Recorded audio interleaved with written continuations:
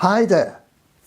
Did you know that millions of Muslims practice spiritual rituals that aren't officially recognized in Orthodox Islam?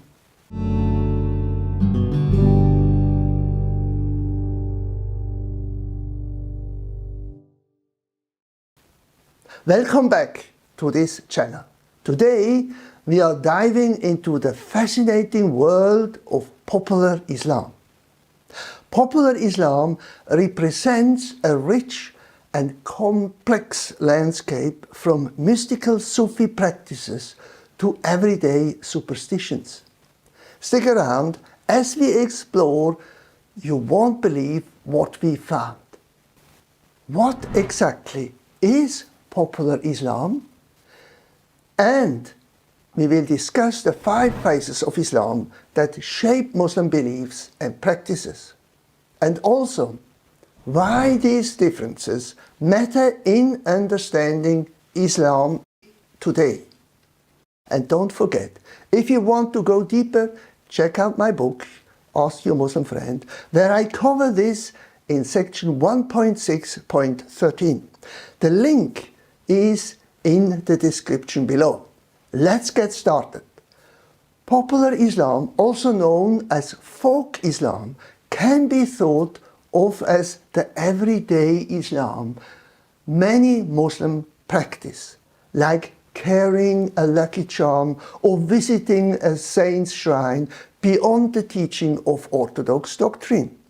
While the Quran is considered the ultimate authority for doctrine and life, many Muslims turn to hadith, local customs, and even occult practices to address their daily challenges, like illness, bad harvest, or personal crisis. Surprised? Here is a historical insight. Pre-Islamic Arabia was steeped in occult practices, and despite Muhammad's efforts to reform these beliefs, many of these customs merged with Islamic practice.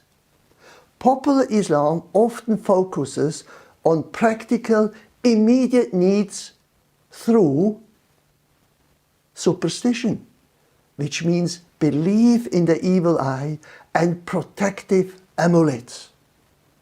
And also mystical rituals, which means seeking spiritual experiences through Sufi practices. And also pilgrimages, visiting shrines of saints for blessings. And also occult practices, like animal sacrifices and spells to ward off misfortune.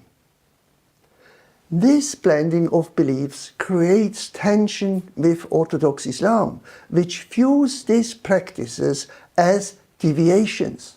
What do you think? Should religion adapt to local customs, or should it stick to its core doctrines?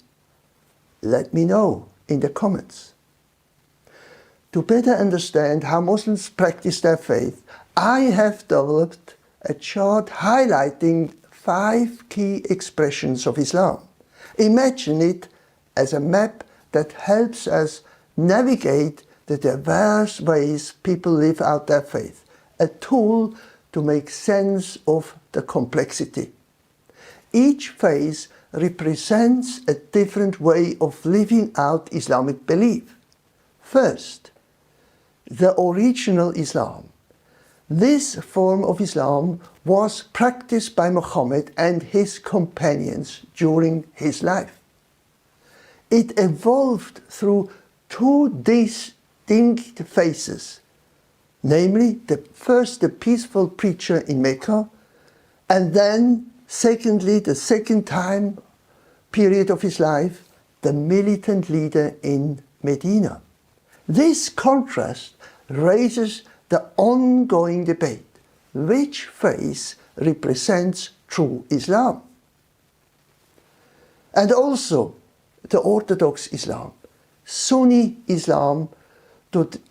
This is the majority practice, followed by around 85% of all Muslims. It emphasizes adherence to the Quran, Hadith, and scholarly interpretations.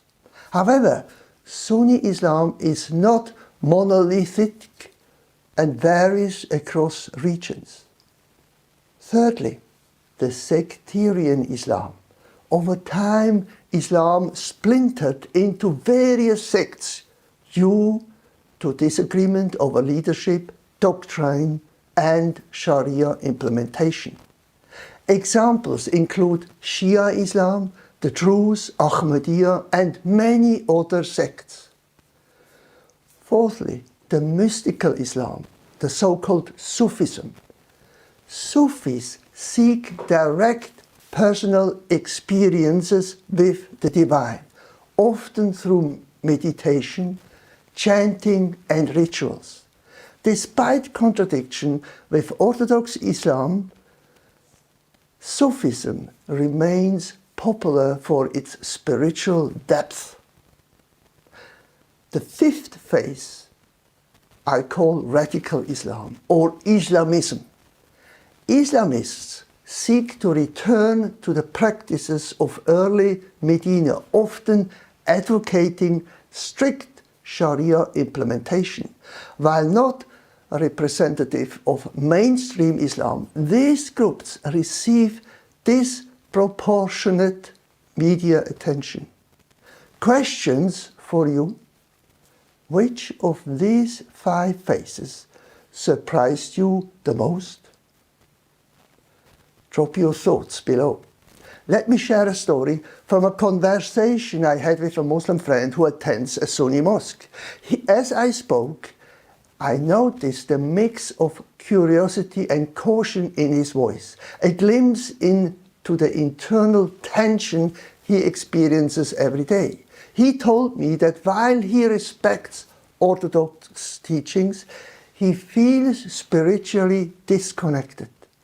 To experience a deeper connection, he secretly attends Sufi gatherings where he is taught special words to enter a trance-like state and feel closer to Allah.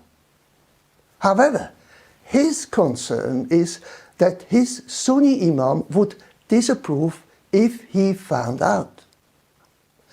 This example illustrates the tension many Muslims experience when navigating the 5 phases of Islam in their daily lives. Understanding these differences is crucial for constructive dialogue between Christians and Muslims. Consider asking open-ended questions or sharing relatable examples to keep the conversation engaging. Here are some key points to keep in mind. Ask, don't argue.